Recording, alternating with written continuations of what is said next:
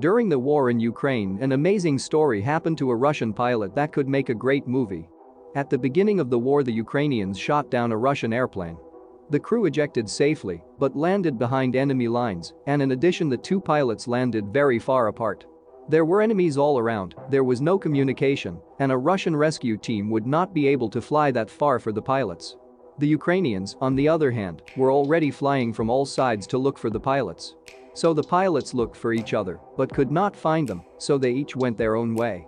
The navigator had only an old compass. He followed it. The navigator avoided the pursuit on snow and woods, hid from the patrols, forced the rivers which had just opened from the ice and went forward. North. To his own people. It was a long march. But the main point of this story is not the navigator's fate, but the behavior of ordinary Ukrainians whom the Russian pilot met on his way. When the pilot felt really bad after crossing a river, he would enter a Ukrainian village and knock on any house at the edge of the village. And everywhere he was fed, dried, given a roof and medical care. No one refused him a pilot's shelter.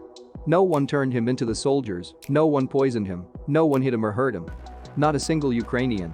And the pilot went forward again. On the third day in another village, he similarly knocked on the door, and the landlady opened it for him.